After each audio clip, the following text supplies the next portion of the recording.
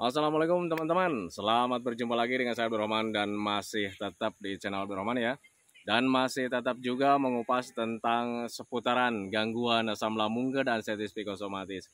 Nah, di season kali ini saya akan share video tentang bagaimana cara makan untuk orang-orang yang terkena gangguan asam lambung dan status psikosomatis. Karena ketika orang-orang yang terkena gangguan asam lambung dan status psikosomatis, makan itu serba salah teman-teman ya. Kadang kita makan sedikit aja ada begah dan sebagainya.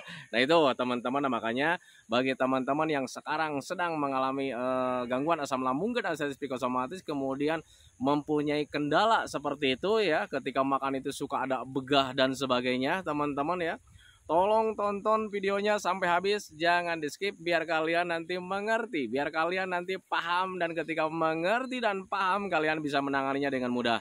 Nah itu teman-teman, nah makanya tolong tonton videonya sampai habis, jangan di skip. Dan kemudian seperti biasa ya, bagi teman-teman yang baru bergabung, kalau seandainya kalian mau bertanya tentang seputaran gangguan asam lambung dan status psikosomatis, alangkah baiknya kalian tonton dulu video-video saya sebelumnya, karena untuk seputaran gangguan asam lambung dan status psikosomatis semuanya sudah saya share ya. Dari mulai cerita saya yang terkena gangguan asam lambung dan status psikosomatis, kemudian merasakan 1001 macam sensasi yang sangat tidak nyaman, itu sudah di-share teman-teman ya. Dan kemudian bagaimana cara menangani setiap sensasi yang hadir, itu juga sudah di-share. Nah makanya biar lebih jelas, biar lebih detail, alangkah baiknya kalian tonton dulu video-video saya sebelumnya. Nah itu teman-teman ya.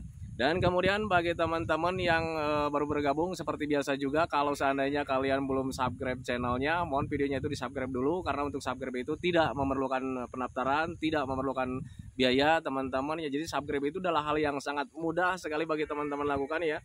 Jadi teman-teman itu cukup memijit saja tulisan subscribe, biar kenapa? Jujur ya, biar videonya itu cepat berkembang dengan baik. Dan kalau seandainya videonya itu berkembang dengan baik, sudah barang tentu itu akan menambah semangat tersendiri buat saya untuk terus nge-share tentang seputaran gangguan asam lambung dan status psikosomatis ini terhadap kalian. Kemudian yang lebih penting dan yang lebih utamanya, tekan juga tombol lonceng sama tombol like-nya ya, biar kalian itu dapat notifikasi atau pemberitahuan video saya yang terbaru.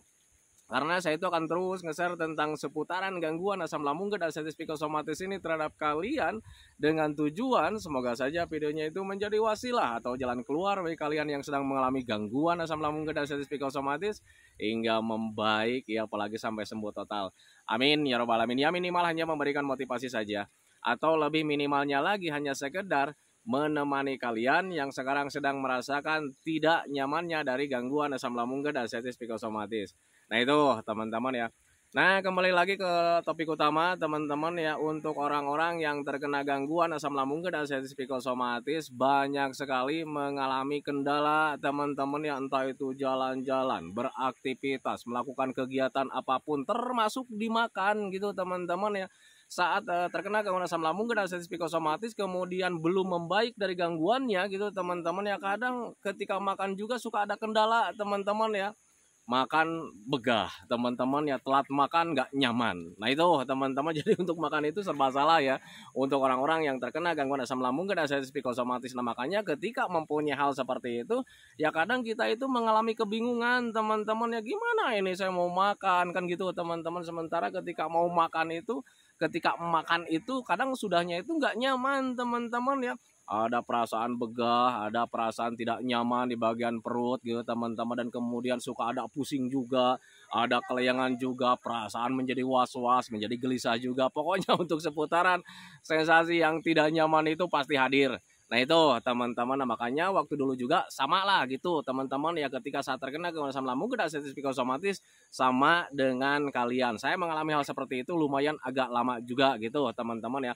Nah kemudian waktu itu juga sama, saya juga mencari-cari solusi gitu teman-teman ya, gimana nih supaya makan itu tidak ada sensasi yang hadir gitu teman-teman. Dan ternyata untuk orang-orang yang terkena gangguan asam lambung dan status psikosomatis, ketika pencernaannya belum membaik, itu nggak ada solusi sebetulnya teman-teman ya. Ketika kalian mengkonsumsi makanan apapun pasti suka bikin begah.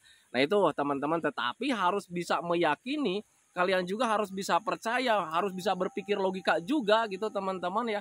Saat terkena gangguan asam lambung dan status psikosomatis, untuk makan itu sangat penting sekali teman-teman. Jadi apapun yang terjadi, makan itu jangan ditinggalkan teman-teman. Tetapi kalau misalnya kalian tidak mau menerima gitu teman-teman sensasi yang hadir, ya kalian harus sembuh teman-teman ya. Tetap karena untuk saya pribadi waktu dulu saat terkena gangguan asam lambung kena sensitif psikosomatis, untuk dimakan itu nggak ada pilihan teman-teman ya.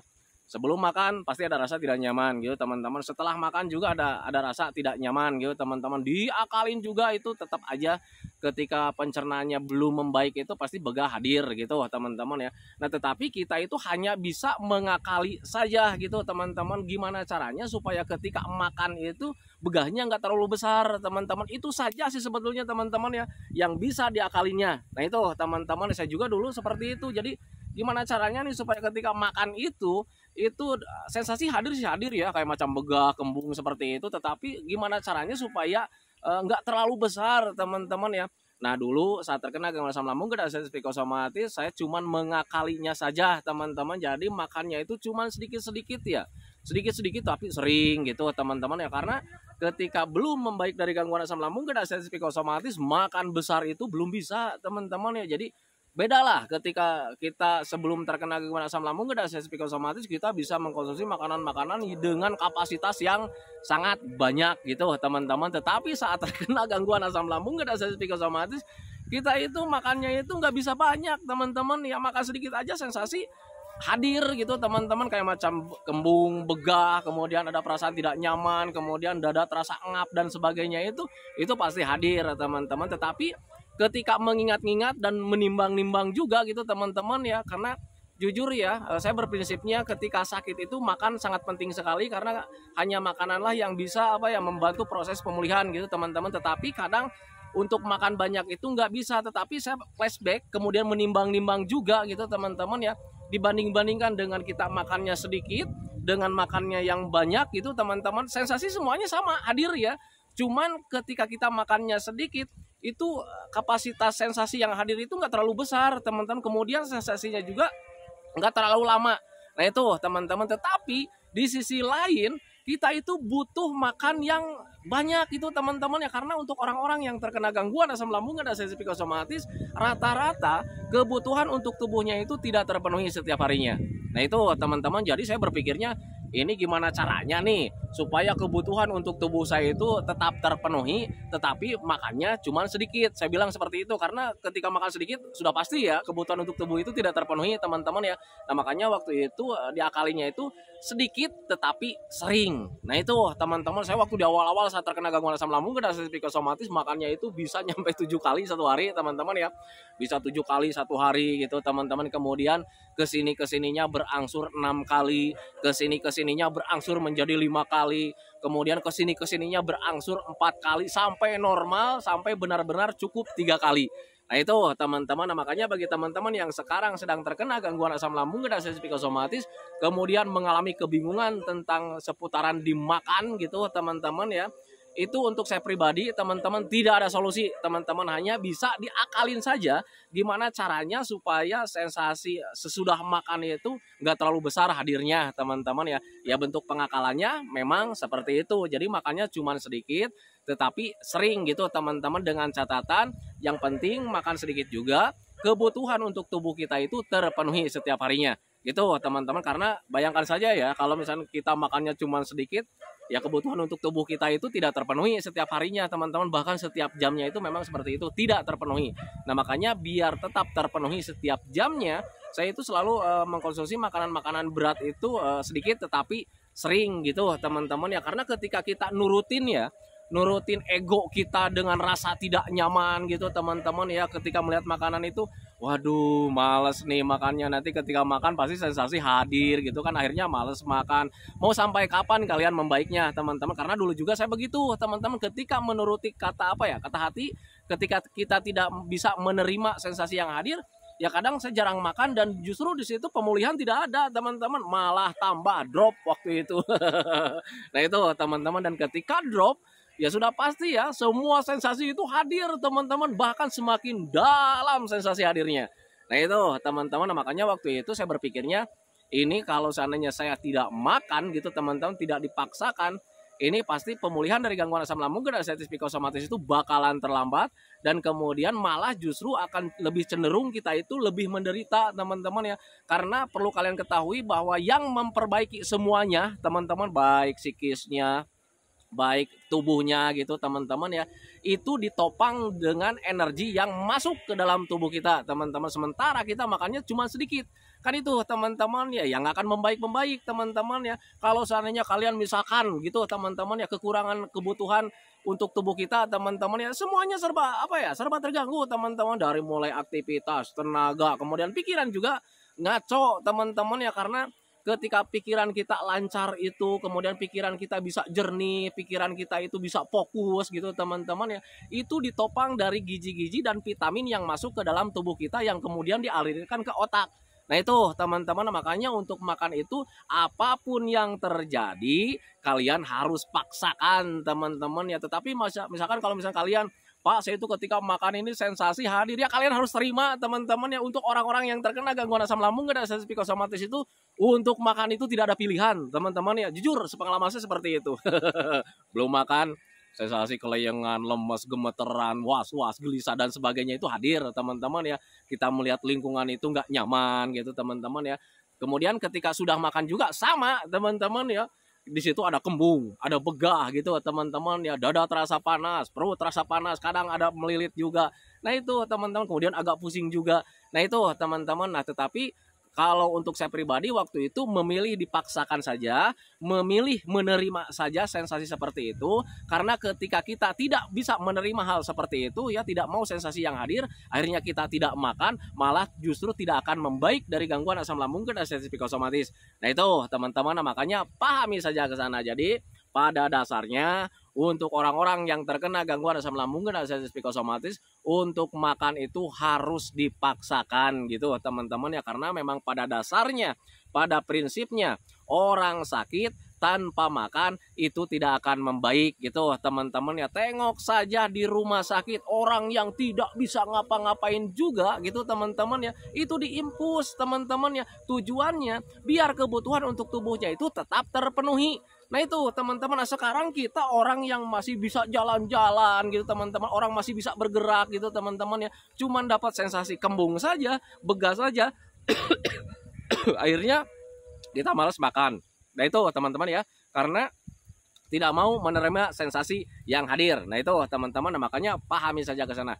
Batuk nih ngomongnya kecepatan jadi batuk gitu teman-teman. Nah itu teman-teman ya.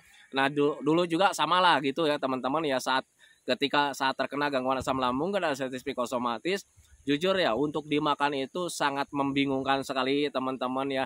Di sisi lain saya tidak mau menerima sensasi yang hadir, tetapi di sisi lain ketika kita berpikir bahwa kalau seandainya jarang makan, tidak ada asupan yang yang bisa membuat kebutuhan tubuh kita terpenuhi ya, kadang membingungkan juga teman-teman ya.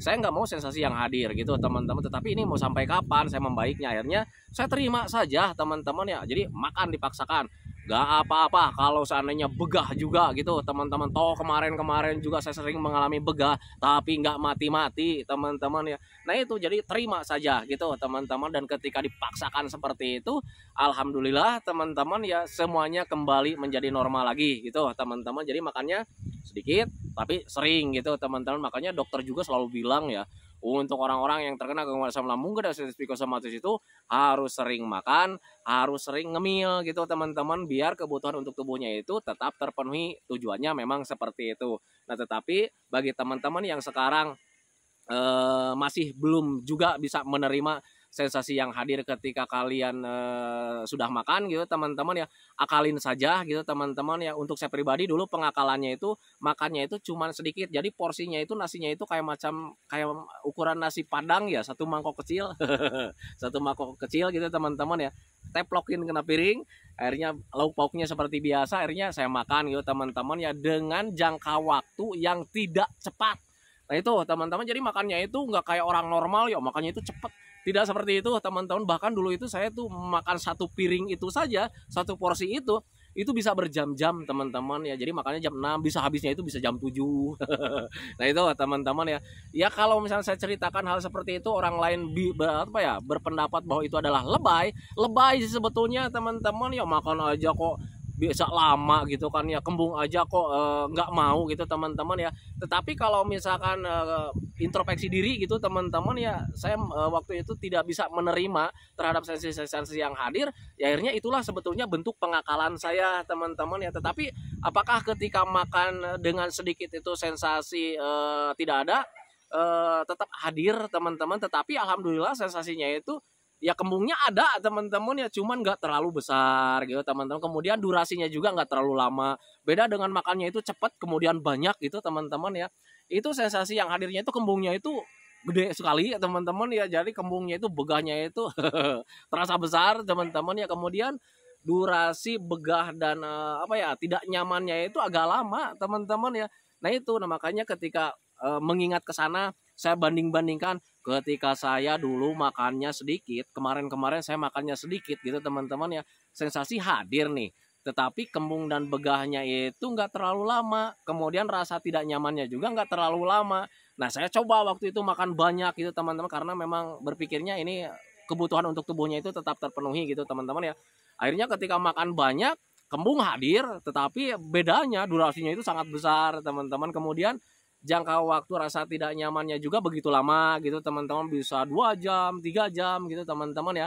Nah itu, tetapi ketika makannya sedikit, durasinya nggak terlalu lama lah gitu teman-teman. Nah makanya waktu itu saya memilihnya itu makannya itu sedikit, cuman harus sering gitu teman-teman ya, karena ketika kalian makannya cuma 3 kali kemudian makannya cuma sedikit, ya sudah pasti ya kebutuhan untuk tubuhnya itu tidak terpenuhi setiap harinya, alhasil ya sudah pasti ya perbaikannya itu akan terasa melambat. Nah itu teman-teman, nah makanya pahami saja ke sana gitu teman-teman, biar kalian itu ya tidak kebingungan ketika saat mau makan ya. Jadi ketika saat makan itu bingung ya untuk orang-orang yang terkena gangguan asam itu. Di sisi lain kita tahu nih ya bahwa makan itu sangat penting, tetapi di sisi lain itu ya kadang kita tidak bisa menerima sensasi yang hadir kayak macam kembung, begah, kelayangan dan sebagainya itu kadang kita tidak mau teman-teman ya. Nah makanya perlu kalian ketahui teman-teman ya, sebelum kalian sembuh total dari gangguan asam lambung dan asam psikosomatis, makan sesedikit apapun, makan sebanyak apapun, untuk sensasi kembung dan begah tetap hadir teman-teman. Saya nggak berani berbohong teman-teman, karena memang yang itu yang saya alami dulu gitu teman-teman ya. Tetapi perlu kalian ketahui juga bahwa makan itu sangat penting. Jadi untuk yang namanya makan itu jangan ditinggalkan. Kalian jangan takut dengan sensasinya. Kalian harus bisa menerima ketika sensasinya hadir teman-teman. Yang penting kalian harus paham bahwa nanti juga ketika kalian sudah membaik dari gangguan asam lambung dan asam psikosomatis, itu makannya kalian normal-normal saja. Bahkan untuk rasa lapar itu kemudian ketika makan itu dengan tergesa-gesa juga kalian akan biasa-biasa saja, akan terasa nikmat saja. Nah itu teman-teman, nah makanya untuk saat ini terima saja, akalin saja makannya sedikit-sedikit, kemudian harus sering juga, jangan kalian makannya sedikit tetapi makannya jarang. Nah itu teman-teman, itu yang salah, karena kebutuhan untuk tubuhnya pasti sudah pasti ya tidak terpenuhi setiap harinya gitu teman-teman. Nah, makanya pahami saja ke sana. Nah itu teman-teman ya, video dari saya tentang seputaran cara makan untuk orang-orang yang terkena gangguan asam lambung dan asam psikosomatis ketika belum sembuh total. Nah makanya untuk orang-orang yang terkena gangguan asam lambung dan asam psikosomatis, dari mulai sekarang kalian jangan pernah menyerah, kalian jangan pernah takut dengan sensasi yang hadir. Untuk makan memang seperti itu gitu teman-teman. Jadi untuk makan itu nggak ada pilihan. Sebelum makan kita tidak nyaman gitu teman-teman, sesudah makan juga kita tidak nyaman gitu, jadi nggak ada pilihan. Nah, makanya harus makan gitu teman-teman. Kemudian kalau seandainya kalian belum bisa menerima ketika makan banyak itu ada sensasi yang hadir teman-teman ya, akalin saja, makannya sedikit dengan porsi yang cukup gitu teman-teman, tetapi kalian itu harus sering gitu teman-teman ya. Untuk sensasi hadir bakalan hadir tetap, tetapi kalian nggak usah takut, karena ketika sensasi hadir itu tidak membuat kalian bahaya teman-teman ya. Tengok kejadian kemarin-kemarin ketika kalian sudah makan, ada kembung, ada begah seperti itu, apakah sudah mati? Kan tidak teman-teman, itu hanya mengganggu saja, ada rasa tidak nyaman saja gitu teman-teman, tidak ada apa ya, ada rasa tidak nyaman gitu teman-teman ya. Nah makanya pahami saja ke sana. Nah itu teman-teman ya videonya, semoga saja videonya itu menjadi wasilah buat kalian, semoga saja videonya itu menjadi pencerahan buat kalian. Ya minimal hanya sekedar menemani kalian lah yang sekarang sedang merasakan tidak nyamannya dari gangguan asam lambung dan sensitif somatis. Kemudian seperti biasa sebelum saya akhiri videonya, saya selalu mendoakan sama teman-teman itu, semoga saja teman-teman itu cepat sehat lagi, cepat sembuh lagi, cepat kembali lagi keadaan kalian yang dulu, baik semangatnya, moodnya, tertawanya, pokoknya kehidupan kalian yang berwarna itu semoga saja cepat kembali lagi, karena memang saya yakin 100% bahwa keadaan kalian yang dulu itu sangat dirindukan sekali. Kemudian doakan saya juga teman-teman ya agar saya itu tetap sehat, tetap kuat, tetap ceria, agar masih bisa tetap menemani kalian. Nah itu teman-teman ya, saya hentikan videonya teman-teman ya. Assalamualaikum warahmatullahi wabarakatuh.